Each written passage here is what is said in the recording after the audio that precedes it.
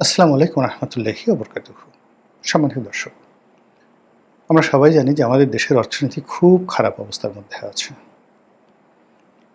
কিন্তু সত্যিকার অর্থে অর্থনীতিটা আসলে কতটা খারাপ অবস্থার মধ্যে আছে সে বিষয়টা হয়তো ইন ডিটেইলস আমরা অনেকে জানি না, অনেকে ভাবি না বা অনেকে বোঝারও চেষ্টা করি না। আমি যতটুকু জানি, যতটুকু বুঝি সেই বিষয়গুলো আপনাদেরকে ধীরে সুস্থে খুব সংক্ষেপে বর্ণনা করার চেষ্টা করব। বিষয়টি খুবই গুরুত্বপূর্ণ আপনার জন্য, দেশের জন্য, পুরো আমাদের সমাজ ব্যবস্থার জন্য। আপনারা জানেন যে মানুষের হাতে অর্থ না থাকলে মানুষ পশু হয়ে যায়। দরিদ্র মানুষের ঈমান নষ্ট হয়ে যায়। অভাবের তাড়নায় মানুষ সবকিছু করে। নিজের স্ত্রীকে বিক্রি করে, সন্তানকে বিক্রি করে, নিজের কিডনি, হার্টের বাল্ব, রক্ত থেকে শুরু করে এমনকি জীবনটা পর্যন্ত বিক্রি করে দেয়। এই হলো অর্থ।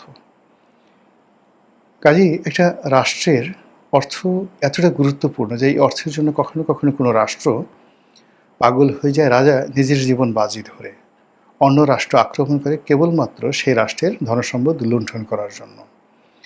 ধরুন সুলতান মাহমুদ ১৭ বার গজনি থেকে ভারতবর্ষ এসেছেন এবং আক্রমণ করেছেন। তার উদ্দেশ্য ছিল লুণ্ঠন করা, এদেশের ধনসম্পদ লুণ্ঠন করা। তো এই যে তার গজনি, তার হিরাত, তার কান্দাহার, এ সকল শহরের জন্য তিনি যে ভারত থেকে ধনসম্পদ নিয়ে গেছেন, এই কাজ করতে গিয়ে তিনি মারাও যেতে পারতেন। এখন ডোনাল্ড ট্রাম্প যে যুদ্ধ করছেন, মূল কারণ অর্থনীতি। ইয়ামেনে যে যুদ্ধ চালাচ্ছে সৌদি আরব, মূল কারণ অর্থনীতি।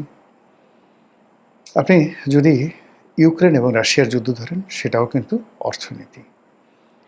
কাজে আমরা ওই সকল দেশে যে অর্থনৈতিক সংকটগুলো রয়েছে, ইরানের যে সংকট, আমেরিকার যে সংকট, তার চেয়ে ১০০০ গুণ সংকট নিয়ে আমরা যদি নিশ্চিন্তে ঘুমাই, সতর্ক না হই, যার যার অবস্থা থেকে যদি নিজেদেরকে যে সম্ভাব্য পরিস্থিতি, সেই পরিস্থিতির জন্য প্রস্তুত না করি, তাহলে প্রলয় থেমে থাকবে না।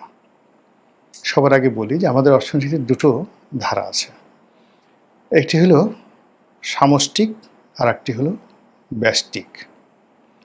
যখন ক্ষুদ্র পর্যায়ে, ব্যক্তি পর্যায়ে যে অর্থনীতিটা পরিচালিত হয়, আর রাষ্ট্রীয়ভাবে, জাতীয়ভাবে যখন একটা অর্থনীতি পরিচালিত হয়, এইভাবে সামষ্টিক এবং ব্যষ্টিক দুভাবে ভাগ করা হয়। এরপর আরেকটা ভাগ আছে, যেমন মাইক্রো ইকোনমি, মানে গ্রামের একেবারে প্রান্তিক জনগোষ্ঠী, ধরুন যারা ভিক্ষা করছে, ঘর ঝাড়ু দিচ্ছে, এমনকি ছিনতাই করছে, চুরি ডাকাতি করছে, প্রান্তিক পর্যায়ের, মানে এনি সেটা অপরাধ হোক, যে কোনোভাবে হোক, অর্থনীতির যে কোনো কর্মকাণ্ড, ওটাকে আপনি মাইক্রো ইকোনমির মধ্যে ধরতে পারেন। আর একটা হলো কর্পোরেট ইকোনমি। বড় বড় শিল্প গ্রুপগুলো যারা একটা কর্পোরেট কালচার গড়ে তুলেছে, তারা যে অর্থনীতিটা নিয়ন্ত্রণ করে, সেটাকে বলা হয় কর্পোরেট অর্থনীতি। আরেকটা হলো ন্যাশনাল ইকোনমি, জাতীয় অর্থনীতি। সেই জাতীয় অর্থনীতি যেটাকে আপনি জিডিপি বলেন, জিএনপি বলেন, গ্রস ন্যাশনাল প্রোডাক্ট বলেন, বা জিডিপি যেটা বলেন, বা একেবারে ন্যাশনাল কনজিউম, আমরা যেটা খাই, ভোক্তা, এগুলো সবই জাতীয়র মধ্যে পড়ে। আর একটা হলো রাষ্ট্রীয় অর্থনীতি, মানে সরকারের অর্থনীতি, রাষ্ট্রের অর্থনীতি, এগুলো মোটামুটি ভাগ।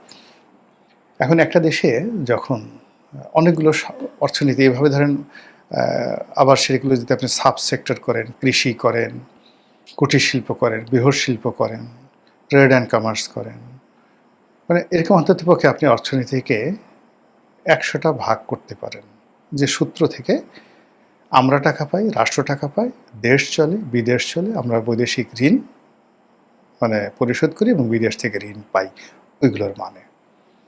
এখন এই জায়গাগুলোতে আমরা আসলে কেমন আছি? অ্যাজ এ হোল আপনি যদি ধরেন একেবারে মাইক্রো লেভেলে প্রান্তিক জনগোষ্ঠী, এই গত ২ বছরে বাংলাদেশে কত হাজার শিল্প কলকারখানা বন্ধ হয়েছে, এবং এটা কতটা ভাইরাস আকারে ছড়িয়ে পড়েছে আপনি প্রতিটি শিল্প কলকারখানা এলাকাতে যদি যান, আপনি দেখবেন রীতিমতো কান্নার রোল। অলমোস্ট প্রতি মাসে ২-৪টা করে শিল্প কলকারখানা বন্ধ হচ্ছে। ২০০, ৫০০, ৫,০০০, ৬,০০০, ১০,০০০ লোক কর্মহীন হয়ে পড়ছে। এর সঙ্গে বিদ্যুৎ বিভাগ জড়িত, মানে বাড়িওয়ালা জড়িত, বস্তির মালিক জড়িত, পাড়া মহল্লার দোকানদার জড়িত, ওয়ার্কার জড়িত, সব জায়গাতে রীতিমতো কান্নার রোল। যেমন ধরুন আপনি এর বাড়ি সাভারে, গাজীপুরে। এখন সেখানে আপনার একটা বাড়ি আছে বা আপনি থাকেন। আপনি গার্মেন্টস ওয়ার্কারদের ভাড়া দেন, অথবা আপনার বাসার কাজকর্ম করার জন্য যে মেয়েটা কাজ করছে, তো এখন সেই মেয়েটা আপনি গিয়ে দেখবেন গত কয়েক মাসে কত হাজার এই কর্মী মানে তারা চাকরি হারিয়েছে। ফলে ওখানে যারা বাড়ি ভাড়া দিয়ে জীবন পরিচালনা করেন তাদের অবস্থা শেষ। ওখানে পল্লী বিদ্যুৎ, এই যে এখন পল্লী বিদ্যুৎ আমরা এই যে বিদ্যুতের উৎপাদন করতে পারছি না, এর কারণ হলো পল্লী বিদ্যুৎ হাজার হাজার কোটি টাকা বকেয়া পড়ে গেছে বিভিন্ন শিল্প কলকারখানার কাছে, তারা সেই টাকা দিতে পারছে না। জরিমানা হচ্ছে, ওইটা হচ্ছে, হোয়াট এভার, মামলা হবে, মোকদ্দমা হবে, কিন্তু টাকাই তো দিতে পারছে না। ব্যাঙ্কগুলো দেলিয়ে হয়ে যাচ্ছে কেন? বিকজ ব্যাংক যে লোন দিয়েছিল সেই লোন সে রিপে করতে পারছে না। যে করবে সে মনের দুঃখে কখনো মরে যাচ্ছে, পাগল হয়ে যাচ্ছে, হার্ট কিডনি নষ্ট হয়ে যাচ্ছে, শেষ সম্বল বিক্রি করে যারা বেশি বড় তার দেশের বাইরে চলে যাচ্ছে, আর বাংলাদেশে যারা আছে তারা রুগ্ন শুগ্ন হয়ে পড়ছে। এর ফলে কি হলো, প্রান্তিক লেভেল, মধ্যবিত্ত, এখন তো আমাদের মধ্যবিত্ত যারা শ্রেণী আছে তারা বলতে গেলে হারিয়ে যাচ্ছে। উচ্চবিত্ত শ্রেণী রীতিমতো ভিক্ষুকে পরিণত হয়েছে। ফলে সরকার যে সকল সেক্টর থেকে রেভিনিউ কালেকশন করে, আমদানি থেকে, রপ্তানি থেকে, ভূমি ব্যবস্থা থেকে, বাৎসরিক যে আয়কর থেকে, ইনকাম থেকে, এরপর সরকার আরও কিছু সেবা দেয়, সেই সেবার মাধ্যমে তারা যে রেভিনিউটা আর্ন করে, সেই রেভিনিউটা গত ২ বছরে শেখ হাসিনার জমানার চাইতে কাগজে কলমে আমার ধারণা অর্ধেকে নেমে আসছে। আবার অন্যদিকে গত ২ বছর বা ৩ বছরে সরকারের যে ব্যয়, সেই ব্যয়টা ১.৫ গুণ থেকে দ্বিগুণ হয়ে যাচ্ছে। বৈদেশিক ঋণের চাপ ক্রমশ বেড়ে যাচ্ছে, মানুষের ক্রয় ক্ষমতা কমে যাচ্ছে, জনগণের যে আমানত, সেই আমানতটা তারা সরকারি বন্ডে, ট্রেজারি বন্ডে, ডাকঘর সঞ্চয় ব্যাংকে, বিভিন্ন শিডিউল বা কমার্শিয়াল ব্যাংকে, বিভিন্ন প্রকল্পের মাধ্যমে তারা সেই টাকাটা রাখে।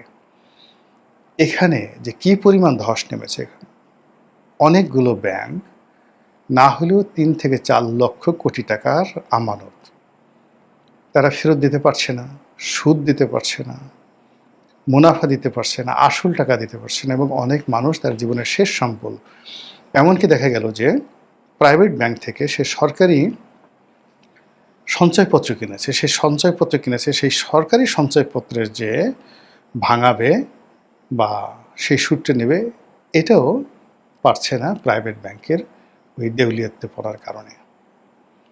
ফলে একটা বিশাল শ্রেণী, অর্থাৎ ২ থেকে ৩ লক্ষ কোটি টাকা যারা আমানত রেখেছে তাদের অবস্থা চিন্তা করেন, এখন নির্ঘুম তারা দিন কাটাচ্ছে। সরকারের যে বড় বড় কয়েকটা ব্যাংক আছে, একমাত্র সোনালী ব্যাংক ছাড়া রূপালী, জনতা, অগ্রণী, এর মধ্যে জনতা ব্যাংক সবচেয়ে খারাপ অবস্থার মধ্যে আছে। সরকার এগুলোকে বাঁচিয়ে রেখেছে সাবসিডিজ দিয়ে, কিন্তু আপনি কতদিন, এই নতুন সরকার আসছে, বারবার ট্রেড অ্যান্ড কমার্স করে জনগণের উপর করের বোঝা চাপিয়ে আয় বাড়ানোর চেষ্টা করছে, কিন্তু এটা হয়তো ১ মাস, ২ মাস, ৩ মাস, কিন্তু একটা জেনারেল যে ইনকাম গ্রোথ হবে, সেই ইনকাম গ্রোথের কোনো ব্যবস্থা বাংলাদেশে নেই। ফলে কি হলো, সরকার রীতিমতো পাগল হয়ে যাচ্ছে বা আরও পাগল হবে টাকার জন্য।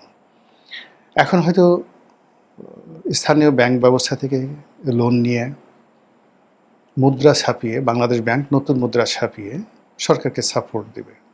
এর ফলে মূল্যস্ফীতি বাড়বে, মুদ্রাস্ফীতি বাড়বে, টাকার মূল্য কমে যাবে।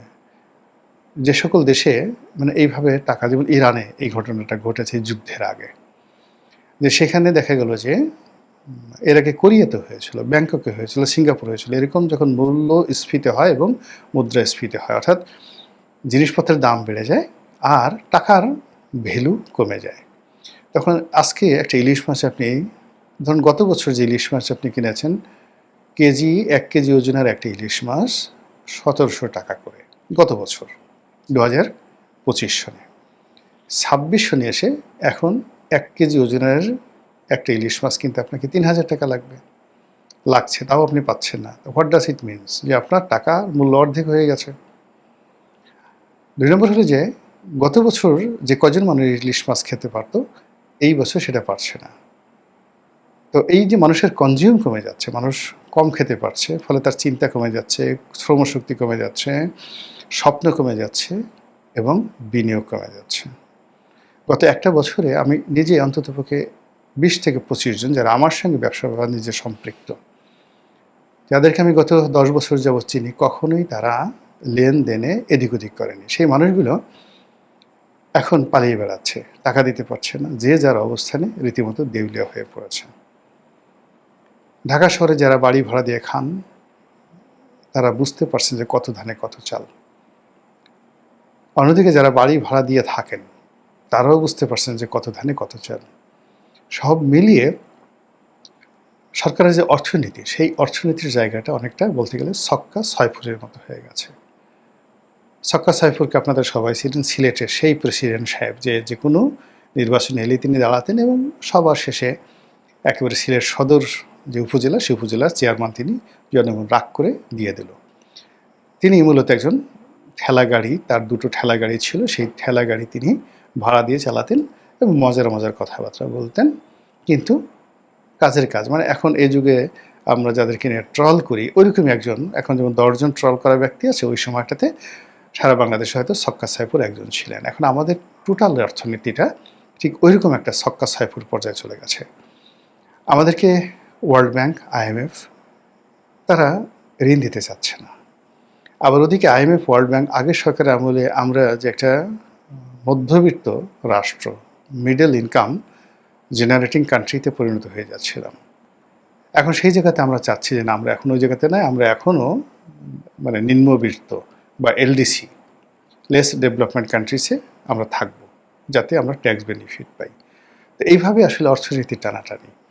অন্যদিকে সরকারে যারা আসছে, বেশিরভাগ লোক যেহেতু অর্থনীতির সাথে সম্পৃক্ত নয়, ভালো কোনো ব্যবসা বাণিজ্যের সাথে সম্পৃক্ত নয়, এই অর্থনীতিটার যে চাকা, সেই চাকাটা ঠিকমতো তারা যে হ্যান্ডেল করবে বা বুঝবে, এরকম অভিজ্ঞতা সরকারের মধ্যে খুব অল্প মানুষের আছে। ফলে কি হলো, তারা মনে করছে যে এই রাষ্ট্র একটা, যাকে বলা হয় রত্নভাণ্ডার, এখানে শুধু ঝাঁকে দিলেই সোনা রূপা হীরা মণি মুক্তা জহরত বের হবে। ফলে এই সরকারের অল্প সময় বা আগের সরকারের অল্প সময়, মানে 15-2 বছর, বেশিরভাগ মানুষ তারা যার যার অবস্থানে দুর্নীতি করার চেষ্টা করেছে। ফলে একেবারে একটা ক্যান্সারের যে রোগী, তার দেহে সর্বশেষ যতটুকু অস্থি মজ্জা আছে, সেটা যখন শুষে নেওয়া হয়, তখন তার অবস্থা যা হয়। আমাদের এই দেশের অর্থনীতির উপর এখন ঘুষ, দুর্নীতি, চাঁদাবাজি, ছিনতাই, রাহাজানি, এই জিনিসগুলো এতটা চাপ প্রয়োগ করছে যে আমাদের হৃদস্পন্দন বন্ধ হয়ে যাচ্ছে।